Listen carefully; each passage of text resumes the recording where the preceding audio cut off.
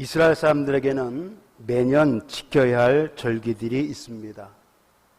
하나님께서 정해주신 절기가 있고요. 사람이 특별한 날을 기념하기 위하여 만든 절기도 있습니다. 하나님께서 정해주신 절기들을 가리켜 여호와의 절기들이라 그렇게 부릅니다. 그 중에서 세 절기, 유대인의 3대 절기라고 하는데, 무교절과 맥추절 그리고 수상전에는 성전에 모여야만 했습니다. 매년 3번 이 절기 때는 성전이 있는 예루살렘에 올라가야 했습니다.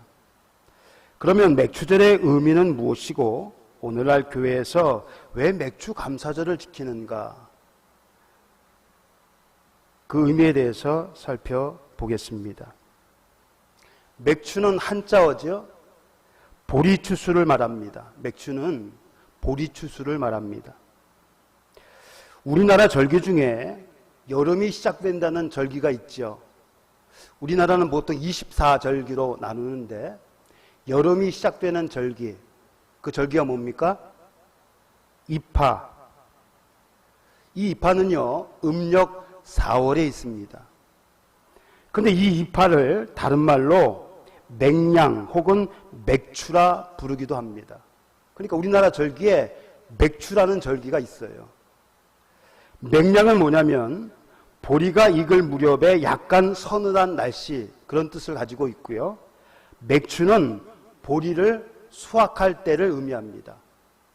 그래서 보통 4월, 음력 4월, 그 양력으로 5월에 보리를 추수한다 그래요. 우리나라 보리를 수확하는 기간이 보통 5월 혹은 늦으면 6월. 그런데 개역 성경에서 맥추절이라고 번역한 절기는 보리가 아니라 밀과 관련이 있습니다. 그러니까 보리가 아니고 밀이에요. 그러니까 밀과 보리, 보신 분은 알겠지만 또 농사를 하신 분들은 쉽게 구별을 하겠지만 보통 사람들은 잘 모르죠. 그게 그거 같고. 그런데 보리와 밀은 분명히 다른 식물이고요. 또 생긴새를 이제 우리가 알면, 지식이 있으면 쉽게 이제 구별할 수 있는 그런 식물이기도 합니다. 이스라엘에서 가장 먼저 1년 중 제일 먼저 수확하는 곡물이 바로 보리입니다. 10월 혹은 11월경에 파종을 합니다. 그리고 이듬해 3월 혹은 4월 달에 수확을 하는데, 이때가 유대력으로, 그러니까 유대 사람들이 지키는 달력이 있어요. 유대력으로 니산월이라고 합니다. 성경에 보면 니산이라고 나와요. 니산월. 그 다음에 아비벌. 그러니까 니산월과 아비벌은 똑같은 달인데요. 이 보리를 수확하는 이 시기가 니산월 혹은 아비벌입니다. 그리고 이 달은 이스라엘 백성이 출애굽한 달이기도 합니다.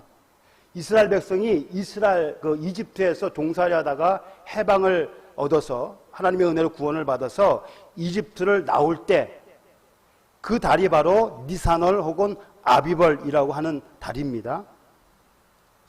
이 달에 6월절로 시작하는 무교절이 있습니다. 무교절 기간에는 누룩을 넣지 않는 빵을 먹죠. 이 빵이 뭐예요? 무교병. 이 빵은 뭘로 만들었을까요?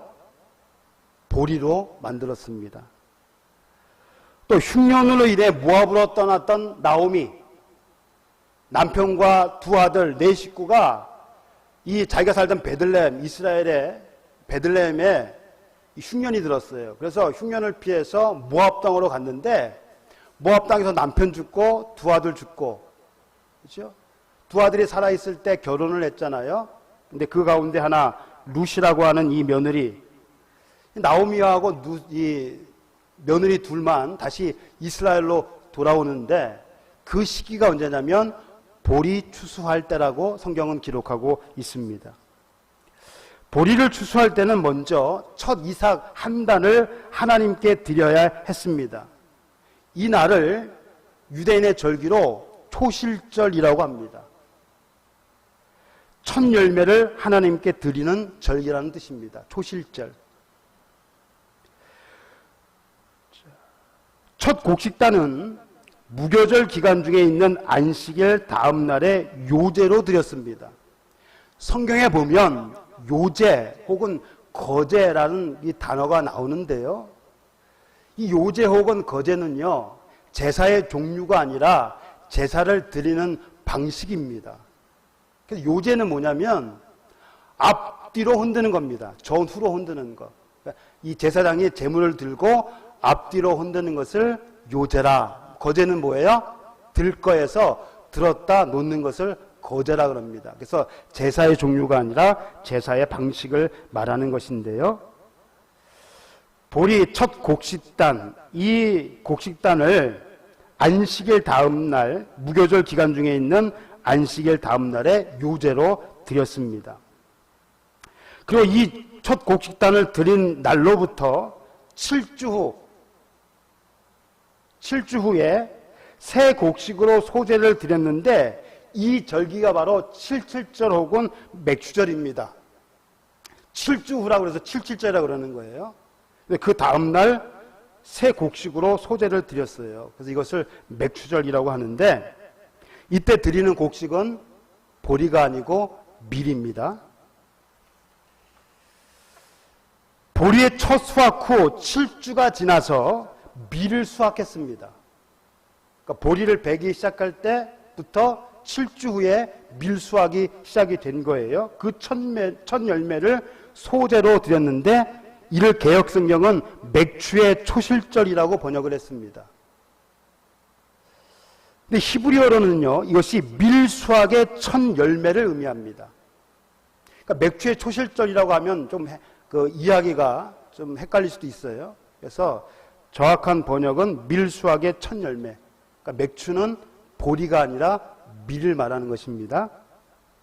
그리고 보리의 첫 단을 드린 날로부터 50일째 되는 날에 지키는 절기라고 해서 신약 성경에는 오순절이라고 부릅니다. 그러니까 맥추절, 77절, 오순절은 뭐예요? 다 똑같은 절기입니다. 그럼 밀을 한자로 뭐라고 그러는지 아십니까? 밀을 소맥이라고 부릅니다. 작은 보리라는 뜻의 소맥이라고 불러요. 그럼 보리는 뭐라고 합니까? 한자로? 대맥이라고 그러죠. 왜 대맥, 소맥 그랬는가 하면 나달의 크기, 보리의 이 나달이요 좀 크다고 그래서 대맥이라고 그랬고, 그 다음에 밀은 그것보다 좀 작아서 소맥이라고 그렇게 부른다고 그래요. 또 어떤 사람들은 보리의 수확기가 밀의 수확보다 먼저였기 때문에 대맥이라고 그러고, 밀은 그 후기 때문에 소맥이라고 부른다라고 얘기도 하는데, 어쨌든 이 밀을 한자로 작은 부리란 뜻의 소맥이라고 하니 넓은 의미에서 밀의 수확을 맥추라고 할 수도 있을 것입니다. 근데 중요한 것은 이게 보리냐 밀이냐 그게 아니고 왜 절기를 지켜야 하는가, 그 이유와 목적에 있습니다. 왜 이 절기를 지켜야 하느냐? 맥추절을 지키는 이유는요, 한마디로 감사입니다. 감사. 그러니까 맥추절은요, 감사의 축제예요. 이스라엘 백성을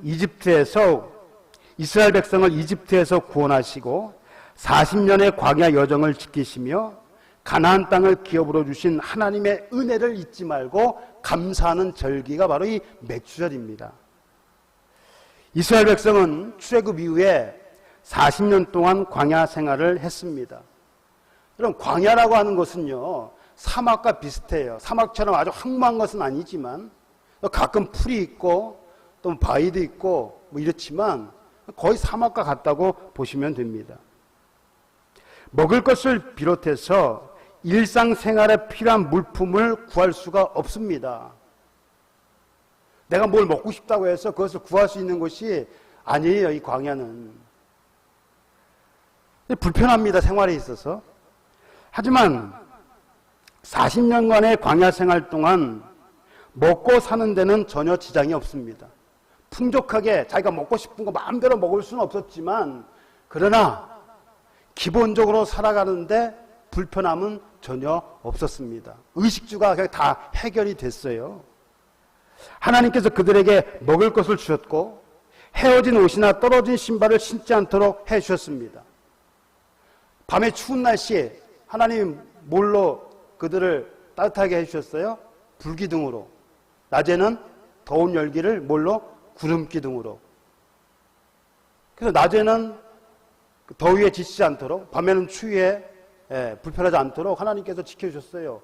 그 의식주를 다 해결해 주셨다는 거죠.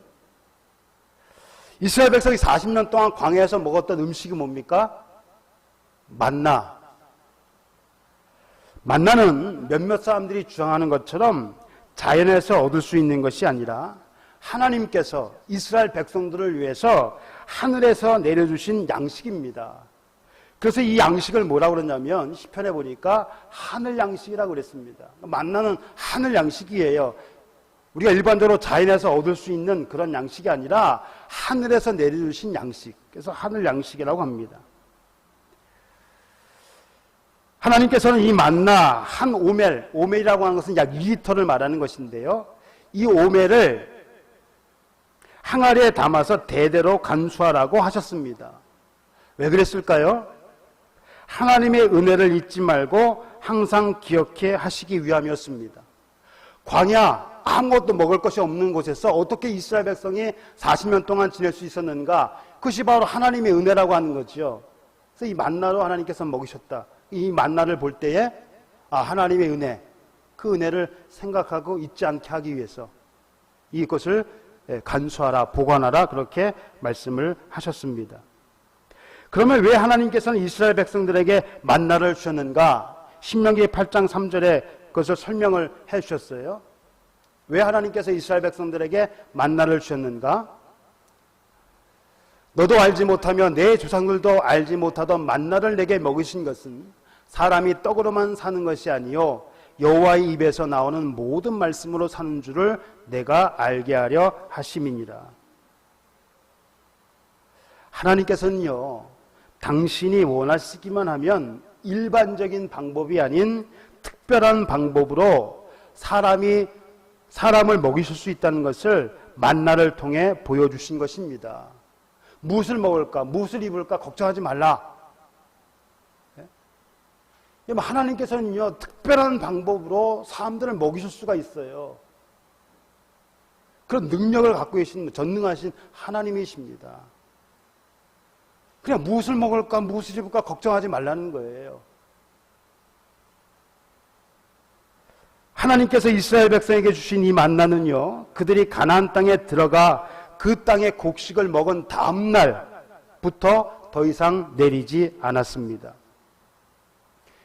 모세의 뒤를 이어서 이스라엘 백성을 이끈 이 지도자 여호수아였잖아요. 여호수아가 이 백성들을 이끌고 요단 강을 건널 때 그 시기가 언제냐면 곡식을 거두는 시기였습니다.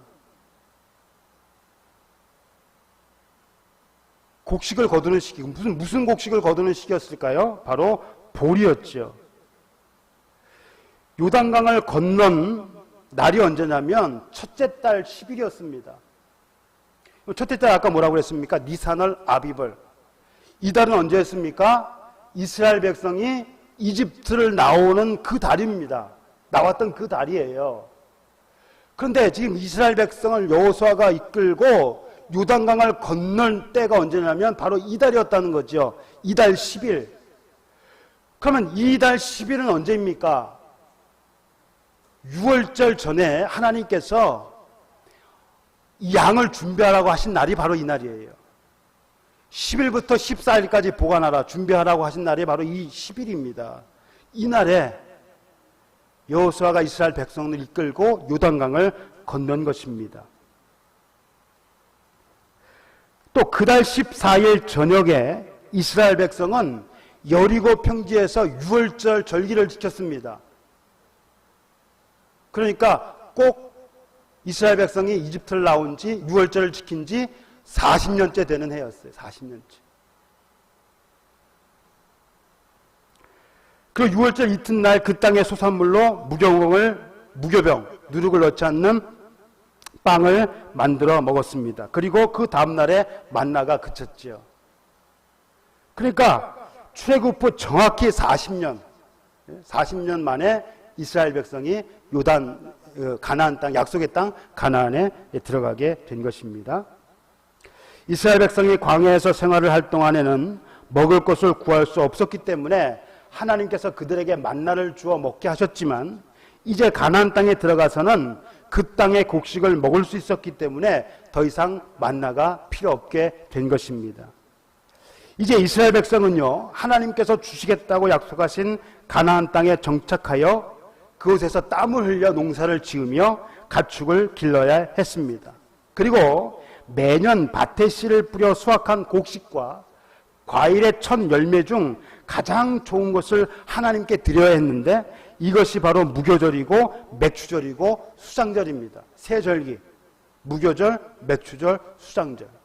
수장절은 뭐예요? 한 해 곡식을 이때 거두어드리는 곡식은 과일인데요.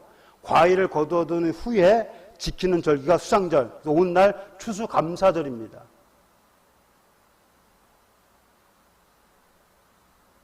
밭에 씨를 뿌려 수확한 곡식과 과일의 첫 열매 중 가장 좋은 것을 하나님께 드리는 절기, 이것이 바로 무교절, 맥추절, 수장절인 거예요. 하나님께서는 이집트에서 고통받는 이스라엘 백성을 구원해 주실 뿐만 아니라 광야에서의 40년 동안을 먹으셨고 그들이 정착할 땅을 주시어 곡식을 얻을 수 있게 하셨습니다. 따라서 맥추절을 비롯해 무교절과 수장절은 하나님께서 베풀어 주신 과거와 현재의 은혜를 기억하며 감사하는 절기입니다. 노예의 신분에서 자유인의 신분이 되었잖아요. 자기의 땅이 없어서 자기의 소유가 없었어요. 그러나 이제는 자기의 소유의 땅이 있게 된 것입니다. 그리고 그것에서 심고 거두어서 먹고 살 수가 있게 된 것이죠. 이 모든 것이 하나님의 은혜라는 거예요. 절기를 통해서 이 하나님의 은혜를 잊지 말라는 것입니다. 감사를 잊지 말라는 것입니다. 그런데 이 날에 지켜야 할 두 가지 규례가 있습니다. 첫 번째가 뭐냐면 하나님께서 복을 주신 대로 자원하는 예물을 드리는 것입니다. 내 하나님 여호와 앞에 7.7절을 지키되 내 하나님 여호와께서 내게 복을 주신 대로 내 힘을 헤아려 자원하는 예물을 드리고, 이것은요 맥추절뿐만 아니라 무교절과 수장절에도 해당이 됩니다. 오늘날로 얘기하면 하나님께서 복을 주신 만큼 그리고 마음에서 우러나는 대로 헌금을 드리라는 것입니다. 헌금을 강요하는 것이 아니에요. 왜 이렇게 교회에 내는 헌금이 많냐? 또 그렇게 불평을 가지는, 불만을 가지는 사람도, 또 비난하는 사람들도 있습니다. 그러나 결코 헌금을 강조하기 위함이 아니에요. 하나님께 받은 바 은혜에 대하여 감사하는 마음을 갖게 하기 위함입니다. 그럼 감사를 어떻게 표합니까, 여러분은? 누구에게 은혜를 받았어요? 그럼 여러분 감사를 어떻게 표해요? 선물을 주거나 혹은 뭐 돈을 드릴 수도 있죠. 돈을 줄 수도 있잖아요. 여러분이 사람에게 받은 그 은혜에 감사할 때에 선물을 주는 것처럼 우리가 하나님께 은혜에 감사하면 하나님께 예물을 드리는 것은 당연한 거 아닙니까? 그래서 감사하는 마음이 실제적으로 표현되는 것이 바로 자원하여 드리는 예물입니다. 자원, 스스로 원해서 드려야 된다는 거예요. 여러분, 예물을 드릴 때요, 마지못해 하거나 아까운 마음이 들거나 억지로 하는 것은요,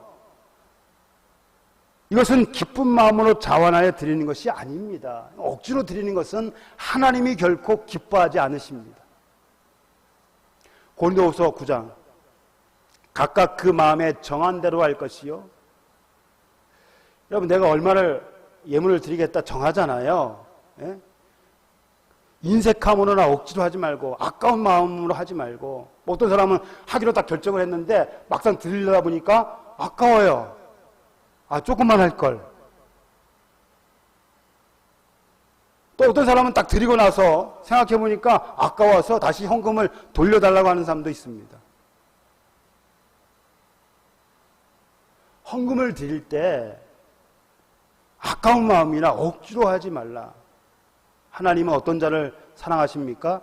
즐겨내는 자. 이 말은 기쁜 마음으로 드리는 자를 하나님께서 사랑하신다는 겁니다. 그러니까 헌금 드릴 때 막 억지로 막 아까운 마음 이런 생각 갖지 말아야 돼. 하나님께 받은 은혜를 생각하며 감사하는 마음으로, 기쁜 마음으로 예물을 드려야 합니다. 그리고 빈손으로 여호와를 뵙지 말라고 그랬습니다. 빈손으로 여호와를 뵙지 말라. 물론 예물을 가져오라는 얘기고요. 또 하나는 이 빈손이라는 말에 쓸데없이 혹은 헛되이라는 의미가 담겨져 있습니다. 예물은 예물인데 헛된 예물 있을 수 있잖아요. 뭐 아까 얘기한 억지로 드리는, 아까운 마음으로 드리는 예물이라든가, 또 아무런 의미 없이 절기에 참여하는 것, 절기의 형식에만 치우치지 말고 그 절기를 통해 하나님께 감사하는 마음을 가져야 한다는 것입니다. 뭘 주일이니까 예배 드릴 때 그냥 뭐 형식적으로 드린다든가, 또 맥주 감사절인데 그냥 뭐 절기니까 나와야지 뭐 이런 마음으로 드린다든가, 그러지 말라는 거예요. 하나님께 감사하는 마음을 가져야 된다. 뭐 예배도 마찬가지죠. 시편 기자는 50편에 이렇게 말씀을 합니다. 감사로 제사를 드리는 자가 나를 영화롭게 한다. 하나님께서는요, 감사로 제사를 드리는 자를 기뻐하시는데, 이 감사로 제사를 드리는 것은 하나님을 영화롭게 하는 것, 하나님께 영광을 돌리는 것입니다. 종교적인 열심이 있어도 감사가 없으면 하나님께 영광을 돌릴 수 없습니다.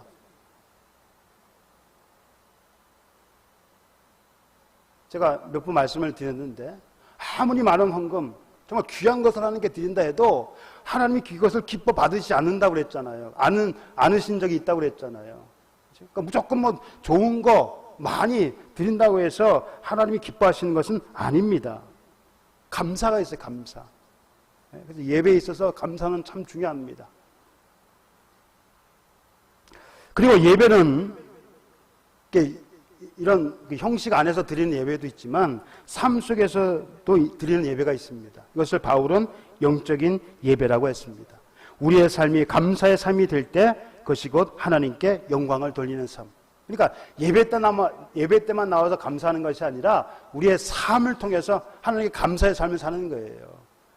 밖에 나가서는 맨날 하나님 원망하고 불평하고 그러다가 교회 와서 하나님 감사합니다 라고 하는 것이 아니라 우리의 삶 속에서도 항상 감사하는 마음을 가지고 사는 것, 그것이 필요하다는 것이죠.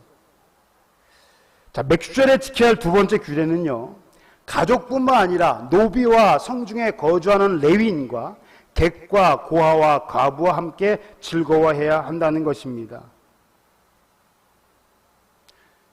자기들끼리만, 가족끼리만 즐기지 말고 이런 사람들과도 함께 즐거워해야 한다는 것인데요.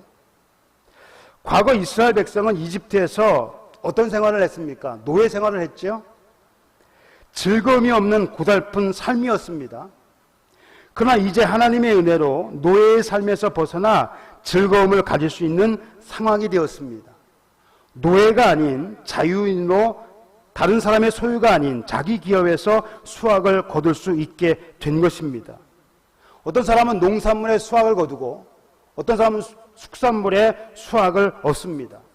농사를 짓는 사람은 곡식에, 혹은 과수원을 하는 사람은 과일에 이런 수확을 얻고요. 또 양이나 뭐 염소를 키우는 사람은 그 가축에서 또 수확을 얻습니다. 하지만 여전히 어려움에 처한 사람들이 있습니다. 그들이 누군가? 바로 이 사람들이에요. 노비, 레위인, 객, 고아, 과부. 그걸 왜 레위인이 왜 여기 들었는가? 여러분, 레위인은요, 기업이 없어요. 자기 땅을 소유하지 못했어요. 레위인이 하는 일이 뭐예요? 성막에서 하나님 성전에서 일하는 것과 각 지역에 흩어져 가지고 그들에게 하나님 말씀, 율법을 가르치는 일을 했습니다.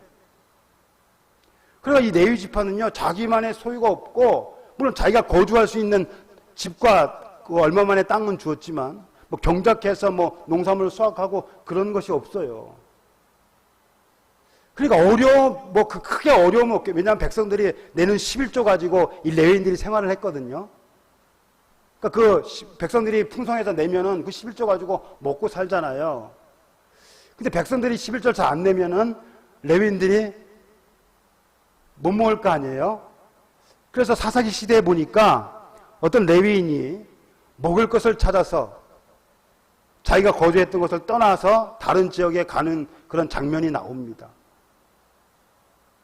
백성들이 11조를 안 내니까 레위인들이 먹고 살 게 없어요. 물론 레위인이라고 다 그런 건 아니지만 그럴 수도 있다는 거예요. 그러니까 레위인, 이 축제 날에 레위인도 좀 생각을 해주라는 거죠. 그리고 가난한 자들을 돌보라는 겁니다. 보통 사람들은 축제 날에 풍성한 그런 즐거움을 누리지만, 그러나 그 중에서도 가난, 어려움에 처한 사람들, 노비와 객과 고아와 가부는 그럼에도 불구하고 여전히 어려운 상황, 고달픈 삶을 살아가고 있습니다. 이제 이 기쁨과 감사의 절기 맥추절에 이집트에서 종살이 하던 때를 기억하며 가난한 자들과 함께 수확의 기쁨과 즐거움을 나누라는 것입니다. 예전에 나도 그랬으니까. 예전에 이스라엘 백성들이 노예 생활을 하고 있었으니까. 그때 얼마나 고달픈 삶이었습니까? 그때를 기억하면서 지금 하나님이 이렇게 풍성한 은혜를 주셨으니 그 즐거움을 어려움에 처해 있는 사람들과 같이 나누라. 이것이 바로 맥추절의 규례입니다. 이스라엘 백성을 이집트의 노예 생활에서 해방시켜 주셨던 하나님께서는요, 죄의 노예로 살아가던 우리를 구원해 주시기 위해 독생자 예수 그리스도를 이 땅에 보내주셨습니다. 누구든지 이 예수 그리스도를 구주로 영접한 자들은 죄로부터 해방되어 구원을 얻게 됩니다. 이스라엘 백성이 이집트에서 해방되는 것처럼, 노예에서 해방되는 것처럼 예수 그리스도를 믿는 자들은 죄로부터 해방되어 구원을 얻게 됩니다. 또 이스라엘 백성이 이집트에서 나와 젖과 꿀이 흐르는 약속의 땅 가나안에 들어가게 된 것처럼 우리도 언젠가는 이 죄악된 세상을 떠나 영원한 새 하늘과 새 땅에 들어가게 될 것입니다. 오늘 우리가 지키는 맥추 감사절에는 이러한 하나님의 은혜를 잊지 말고 감사라는 의미가 담겨져 있습니다. 죄에서 우리를 구원하시고 우리를 영원한 처소로 가게 하실 그 하나님의 은혜를 잊지 말라. 그런 의미가 맥추 감사절에 담겨져 있습니다.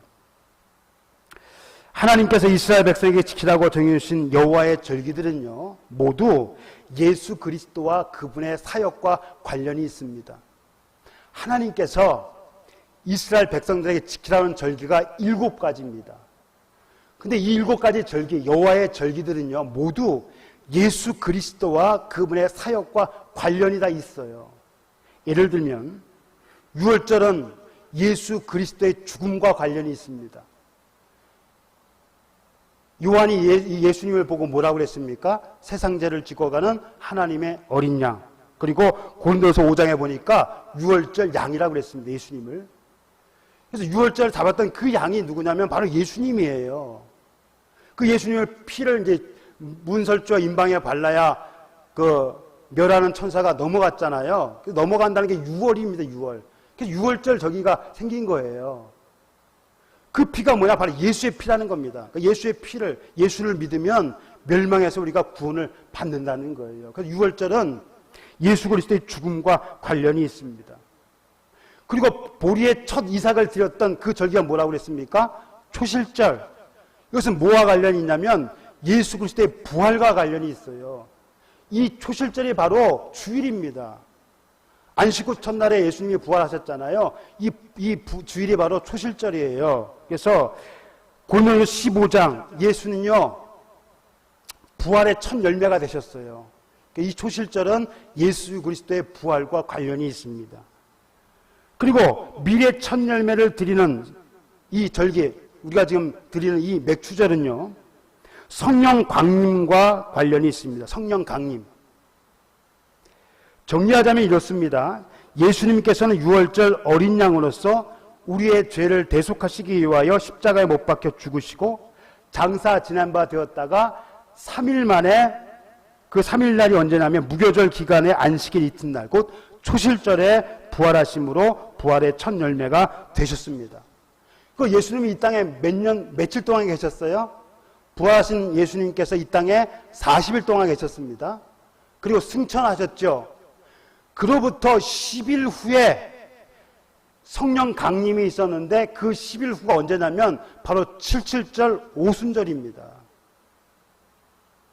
그 6월절, 초실절, 오순절이 이렇게 다 연결이 되는 거예요. 예수님과 관련이 돼서 다 연결이 되는 거예요. 예수님께서 하셨던 그 사역을 이제 누가 하는 거예요? 성령님께서 하시는 겁니다. 성령님께서 우리와 함께 하시고 가르쳐 주시고 인도해 주시는 거예요. 그래서 교회에서는 이 날을 기념하기 위해 부활절 후 7주째 되는 주일을 성령 강림절로 지키고 있습니다. 올해는 6월 5일이 성령 강림절이었어요. 그러니까 부활절 후 7주. 부활절이 언제라고 했습니까? 초실절. 보리의 첫 이삭을 드린 날로부터 7주 후 주일, 그 다음날 7주 후 주일째 주일이 바로 성령 강림절이에요. 유대교에서는 이날 오순절을 모세가 시내산에서 율법을 받은 날로 여깁니다. 그래서 유대교의 탄생은 오순절이에요. 기독교의 탄생도 마찬가지입니다. 기독교 역시 이날을 교회의 탄생일로 보고 있는데 성령이 예루살렘 한 집에 모여 기도하던 120명의 제자들에게 임하심으로 교회가 시작되었기 때문입니다. 그러니까 교회가 시작된 날은 성령 강림절이에요. 성령 강림이 임하신 후에 본격적으로 교회가 시작이 됐습니다. 물론 교회는 구약시대부터 있어 왔습니다. 사도행전 7장에 보니까 광야교회라고 했어요. 그래서 실질적인 교회의 실제적인 모습이 오순절 성령 강림 이후에 나타났습니다. 그래서 유대교에서도 이 날을 자신의 교가 탄생한 날로 지키고 기독교에서도 이 날을 교회의 탄생일로 지키는 것입니다. 오늘날 교회가 성령 강림을 기념하는 절기를 따로 지키고 있으니 맥주절을 계승하여 매년 7월 첫째 주일을 맥주감사절 혹은 맥주감사조일로 지키는 것은 성령 강림이나 교회의 탄생을 기념하는 의미보다 전반기 동안 베풀어 주신 하나님의 은혜에 감사하기 위함입니다. 이 우리가 감사주일을 지키는 것은 구약시대에 지켰던 맥주절을 계승한 것으로 보는데요. 이 맥주절에 뭐가 있었나, 오순절에 뭐가 있었냐면 교회의 탄생이 있었잖아요. 성령 강림이 있었잖아요. 그러나 성령 강림절을 우리가 따로 지키고 있으니 맥주감사주일을 지키는 것은, 그러니까 맥주감사주일은 매년 7월 첫째 주일에 지킵니다. 이 맥주감사절을 지키는 것은 전반기 동안 우리에게 베풀어 주신 그 은혜에 감사하는 의미가 담겨져 있다는 것입니다. 추수감사절은 뭐예요? 1년 한 해 동안 지켜주신 은혜에 감사해서 드리는 것. 추수감사절. 그리고 맥주감사절은 전반기 1월달부터 6월 동안 전반기 동안 베풀어 주신 은혜에 감사해서 드리는, 감사하기 위한 그러한 절기입니다. 사랑하는 성도 여러분, 이스라엘 백성들이 매년 지켜야 했던 맥주절은요, 하나님의 은혜에 대한 감사의 축제였습니다. 그런 면에서 맥주절은 비록 시대가 다르고 문화와 환경이 다르다 할지라도 하나님의 백성이라면 마땅히 지켜야 할 절기라고 할 수 있습니다. 물론 동일한 방식과 같은 날짜에 지킬 수는 없습니다. 또 지켜서도 안 돼요. 이날에 짐승을 잡아서 번제도 드렸거든요. 근데 오늘날 그건 없잖아요. 그 번제는 누구를 말하는 거예요? 예수 그리스도를 말하는 것이기 때문에 다 이루어졌단 말이죠. 그러니까 동일한 방식과 같은 날짜로 지킬 수도 없고 또 지킬 필요도 없습니다. 또 굳이 맥주라는 말을 넣어서 맥이 볼이냐 밀이냐 이런 논쟁도 할 필요가 없어요. 어차피 예물은 헌물이 아니라 헌금으로 드리는 것이죠.